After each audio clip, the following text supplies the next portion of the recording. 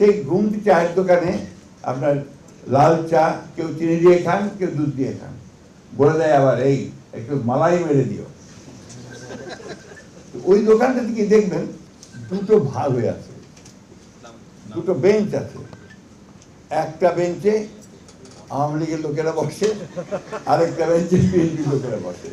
রাজনীতির সমস্যা আমাদের আছে, এই বরাবরই আছে, আজকে না। 150 বছর আগে যখন ব্রিটিশরা এখানে শাসন করতেন, তখন ওই একই আবার রবীন্দ্রনাথ আনতে হয়।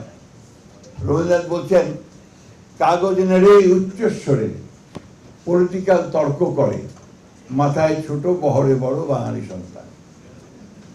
পলিটিক্যাল তর্ক করা এটা আমাদের মজ্জাগত। আমরা আপনার চায়ের দোকানে বসে রাজনীতির কথা বলবো।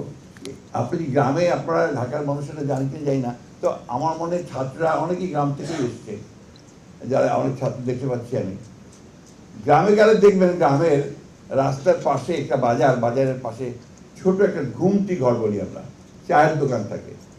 সেই ঘুমটি চায়ের দোকানে আপনার লাল চা কেউ চিনি দিয়ে খান, কেউ দুধ দিয়ে খান, বলে দেয় আবার এই একটু মালাই মেরে দিও।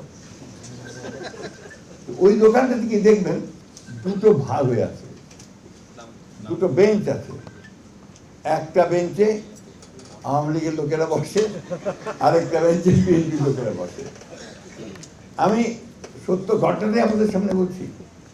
আজকে আপনার সামনে যারা বসে আছে, আপনারা সবাই অত্যন্ত আমার শ্রদ্ধেয় পণ্ডিত ব্যক্তি, এবং এই দেশের ধর্তাকর্তা। আপনার সমস্ত নীতি নির্ধারণ আপনারা করেন, আপনারা সেই নীতি নির্ধারণে সব সহযোগিতা করেন। আমার সামনে অনেক সফল ব্যবসায়ীরা আছেন, যারা এই দেশে ব্যবসা করে দেশটা মাফ করলেন অনেক ওপরে ট্রেনে তুলে নিয়ে যাচ্ছেন। কিন্তু যে মানুষগুলো ওই গ্রামে একেবারে রৌদ্রে ঘামে ভিজে কষ্ট করে যে ফসলগুলো ফলাচ্ছে, কাজ করছে, যে শ্রমিকটি, মহিলাটি, মেয়েটি, সেই আপনার সেই গার্মেন্টসের ফ্যাক্টরিতে গিয়ে মাত্র 15,000 টাকার বেতনে যে কাজ করছে, তাদের কথা আমরা খুব চিন্তা করি না। আমার কাছে মনে হয় এদের কথা যেদিন আমরা সত্যিকার অর্থেই ভালো করে চিন্তা করব এবং সফলভাবে চিন্তা করব, তাদের উন্নয়নের জন্য চিন্তা করব, তাদের কি করে একটা ঘর, একটা বাচ্চার অসুখ হলে তার চিকিৎসার ব্যবস্থা, তার লেখাপড়ার জন্য একটা স্কুলের ব্যবস্থা করতে পারবো, সেদিনই বোধহয় আমরা একটা সত্যিকার অর্থেই একটা সমৃদ্ধ বাংলাদেশ দেখতে পাবো। এটা হচ্ছে আমার আকাঙ্ক্ষা।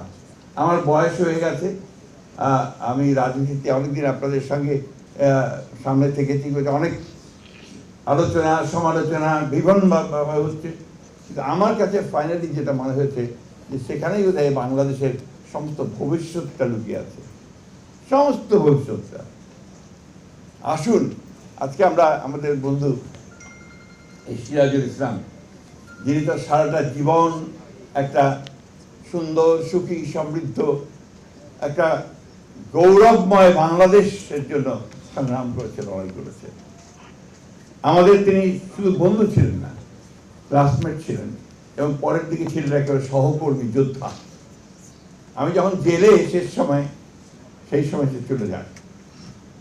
আমরা তাকে শেষ দেখাটুকু তার স্ত্রীর সঙ্গে, তার কন্যাদের সঙ্গে সেইভাবে তিনি কোনো কথা বলতে পারেন। সিরাজুল ইসলামের সবচেয়ে বড় গুণ যেটা ছিল, যে সে কখনো মাথা নিচু করত না, যা বিশ্বাস করত তা চিৎকার করে উচ্চকিত কণ্ঠে সবাইকে জানাত। এখানে হচ্ছে একজন মানুষের যে দৃঢ়তা, তার প্রমাণ পায়। সরকারি কর্মকর্তা ছিল, অনেকে বলতে এই বলো না, ক্ষতি হবে।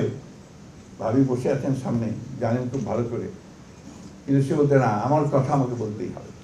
সেখানে ছিল আমাদের সবুজ সিরাজুল ইসলাম সবুজ। সেই জন্য আমি খুব বেশি কথা বললাম না, শুধু এই কথাটুকু বলতে চাই যে আমি অত্যন্ত আশাবাদী। আমি বিশ্বাস করি যে আমরা সবাই যদি আজকে এইটুকু বুঝতে পারি যে আমাদের দেশটা আমাদের, এর ভবিষ্যৎ আমাদেরকে নির্মাণ করতে হবে। ওই আমেরিকা থেকে এসে ট্রাম্পও তৈরি করে দেবে না, বা আপনার চীন থেকে শি এসেও ওটা করে দেবে না, অথবা ভারত থেকে মোদিও আমাদের ধাক্কা দিয়ে কিছু করতে পারবে না। এই যে বিষয়গুলো, এটা আমাদের মধ্যে, আমাদের মনের মধ্যে, আমাদের অন্তরের মধ্যে গেঁথে নিতে হবে। আজকে 24 একই ঘটনা ঘটেছে, বিভিন্ন চিন্তা ভাবনা নিয়ে আমরা এসেছি। যেদিন ছাত্রদের উপরে গুলি শুরু হয়েছে তখন কিন্তু সবাই নেমে এসেছে রাস্তায়, ঠিক না?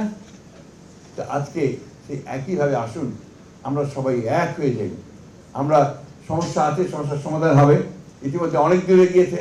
আমি প্রফেসর ইউনূস সাহেবকে ধন্যবাদ জানাতে চাই যে তিনি দায়িত্ব নিয়েছেন। আমার বিশ্বাসও আছে যে তিনি সফল হবেন।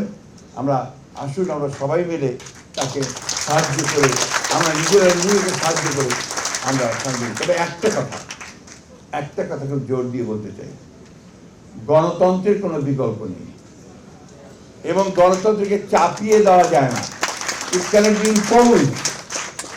আপনি আমার উপরে চাপিয়ে দিলেন তা দেওয়া যাবে, এটাকে চর্চা করতে হবে, প্র্যাকটিস করতে হবে, সেই জায়গাগুলোকে খোলা রাখতে হবে।